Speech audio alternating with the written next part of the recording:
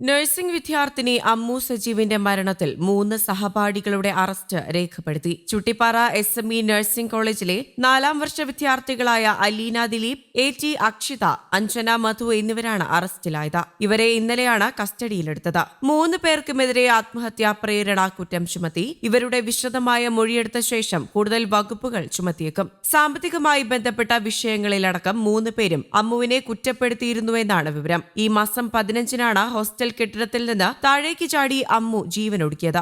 സഹപാഠികളായ 3 പേരുമായി ബന്ധപ്പെട്ടുള്ള പ്രശ്നങ്ങളാണ് അമ്മുവിന്റെ മരണത്തിന് ഇടയാക്കിയത് എന്ന് പിതാവ് സജീവ് നേരത്തെ പോലീസിൽ പരാതി നൽകിയിരുന്നു. പ്രശ്നങ്ങൾ സംബന്ധിച്ച് മുൻപ് പരാതി നൽകിയിരുന്നുവെങ്കിലും കോളേജ് അധികൃതരുടെ ഭാഗത്തുനിന്ന് ഇടപെടലുകൾ ഉണ്ടായിട്ടില്ല എന്നും കുടുംബം ആരോപിച്ചിരുന്നു. അമ്മു കെട്ടിടത്തിൽ നിന്ന് ചാടിയെന്ന് 4:30-ന് സഹപാഠികൾ ടീച്ചറെ വിളിച്ചറിയിച്ചുവെന്നാണ് കോളേജ് അധികൃതർ മൊഴി നൽകിയിരിക്കുന്നത്. എന്നാൽ 2.5 കിലോമീറ്റർ അകലെയുള്ള പത്തനംതിട്ട ജനറൽ ആശുപത്രിയിൽ അമ്മുവിനെ എത്തിച്ചത് 5:15-നാണ്. ആശുപത്രിയിലെത്തിക്കാൻ കൂടുതൽ സമയമെടുത്തതായും ആശുപത്രിയിൽ 1.5 മണിക്കൂറിലേറെ കിടത്തിയിരുന്നതായും റിപ്പോർട്ടുകളുണ്ട്. ഗുരുതരമായി പരിക്കേറ്റ അമ്മുവിനെ കോട്ടയം മെഡിക്കൽ കോളേജ് ആശുപത്രിയിലേക്ക് മാറ്റാൻ തടസ്സം നിന്നവരെ ചോദ്യം ചെയ്യണമെന്നും അമ്മുവിന്റെ മാതാപിതാക്കൾ ആവശ്യപ്പെട്ടിട്ടുണ്ട്. മകളുടെ അപകടമറിഞ്ഞ് കോളേജിലേക്ക് പോകുന്നതിനിടയിൽ ഹോസ്റ്റൽ വാർഡനെ വിളിച്ചിട്ടും ഫോൺ എടുത്തില്ല. നിരന്തരം വിളിച്ചു. ഒടുവിൽ ഫോൺ എടുത്തു. ടെറസിൽ തുണിയെടുക്കാൻ പോയപ്പോൾ കാൽ വഴുതി വീണുവെന്നാണ് വാർഡൻ പറഞ്ഞത് എന്ന് അമ്മുവിന്റെ അമ്മ രാധാമണിയുടെ മൊഴി നൽകിയിട്ടുണ്ട്.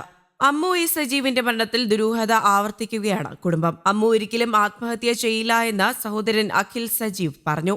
പത്തനംതിട്ട പോലീസ് സ്റ്റേഷനിൽ മൊഴി നൽകാൻ എത്തിയതായിരുന്നു അഖിൽ.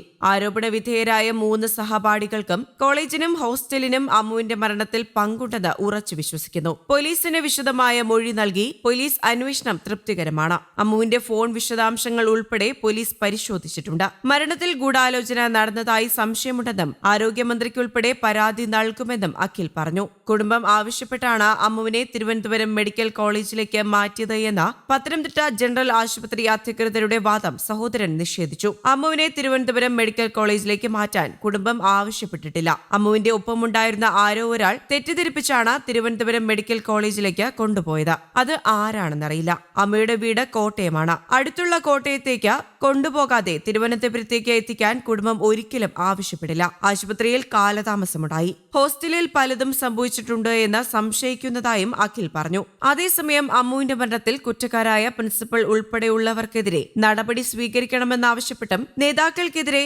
പോലീസ് അതിക്രമത്തിൽ പ്രതിഷേധിച്ചും വെള്ളിയാഴ്ച പത്തനംതിട്ട ജില്ലയിൽ KSU വിദ്യാഭ്യാസ ബന്ദ് നടത്തുമെന്ന് സംസ്ഥാന പ്രസിഡന്റ് അലോഷ്യസ് സേവ്യർ അറിയിച്ചു. പരീക്ഷകൾ, കലോത്സവം എന്നിവയെ ഒഴിവാക്കി മറ്റ് ജില്ലാ കേന്ദ്രങ്ങളിൽ പ്രതിഷേധ മാർച്ചുകളും സംഘടിപ്പിക്കും. KSU കോളേജിലേക്ക് നടത്തിയ മാർച്ചിൽ പോലീസും പ്രവർത്തകരും തമ്മിൽ സംഘർഷമുണ്ടായി. ബാരിക്കേഡ് മറികടന്ന KSU സംസ്ഥാന പ്രസിഡന്റ് അലോഷ്യസ് സേവ്യർ ഉൾപ്പെടെയുള്ള പ്രവർത്തകരെ പോലീസ് അറസ്റ്റ് ചെയ്ത് നീക്കുകയായിരുന്നു. News desk Kerala Kaumudi.